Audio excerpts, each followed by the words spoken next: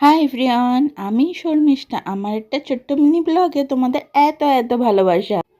ঘড়িতে বাজে রাত 10টা, আর এখন বসে গেছি কিছু খাবার প্যাকেট করার জন্য। আসলে এই খাবারগুলো জয়ন্ত অফিস থেকে আসার সময় সব নিজের হাতে করে কিনে এনেছে।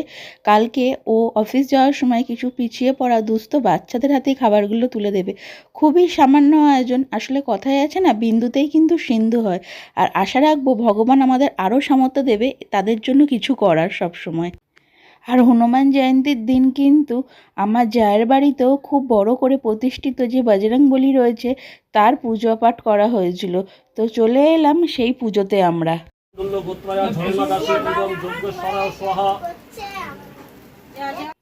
হোমযজ্ঞর মাধ্যমে শেষে অঞ্জলি দিয়ে খুব সুন্দরভাবে কিন্তু আজকের পুজো সম্পন্ন হলো। পুজো শেষ হতেই কিন্তু এখানে ছিল দুপুরে লাঞ্চের ব্যবস্থা। তো সেই মতন চলে এলো পাতে প্লেন সাদা ভাত, আর এখানে ছিল গরম গরম ভেজ ডাল, আর ভেজ ডালের সাথে ছিল আলু ভাজা, তারপরেই ছিল পটল আলু সয়াবিন দিয়ে তরকারি। আর এই যে দেখছো আমার জাটিকে, এর বাড়িতেই কিন্তু ছিল বজরংবলীর পুজো। দেখো তো কি সুন্দর দেখতে লাগছে, কত সুন্দর সেজেছে ও। দুপুরবেলা পুজো পাঠ সব মিটে গেল, মেন অনুষ্ঠান কিন্তু ছিল রাত্রেবেলা। রাত্রেবেলা দেখো তো কত সুন্দর রাস্তা থেকে ওদের বাড়িটি টুনি লাইট দিয়ে ডেকোরেশন করে। এই দেখো আমার মাও চলে এসছে, মায়ের সাথে ছোটিও এসছে। আর কুহু দেখেছো, তোমাদেরকে হাই করছে। গরমে ঠান্ডা ঠান্ডা রসনা খেতে ব্যস্ত ছোটি আর কুহু।